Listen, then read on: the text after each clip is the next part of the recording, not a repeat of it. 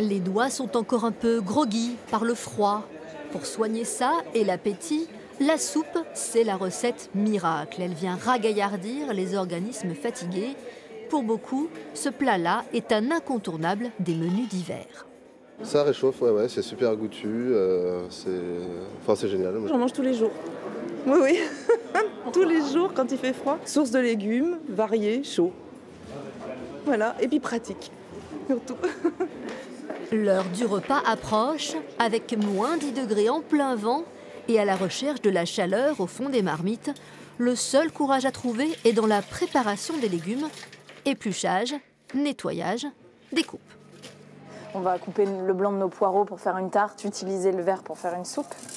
Tout se mange, quoi. Il y a tellement de choses qui se mangent, donc la soupe c'est aussi quelque chose d'économique qu'il faut utiliser pour récupérer ce qu'on a.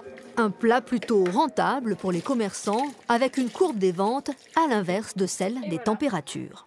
On va avoir beaucoup de demandes entre des grands froids comme en ce moment et 10 degrés. Et c'est vrai que si on passe un certain seuil, il y aura moins de demandes.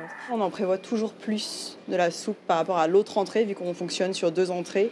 Et la soupe, on la prévoit pour 2 fois plus de personnes que l'autre entrée en général.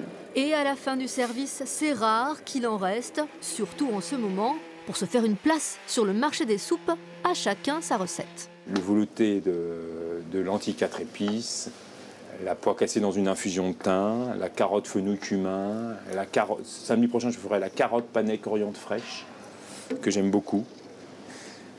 J'essaye de trouver. L'avantage des soupes, c'est qu'on peut toujours inventer. Riche en vitamines, en nutriments, la soupe est aussi un aliment réconfortant, rempli de souvenirs d'enfance. À ce titre, elle contribue à réduire l'anxiété.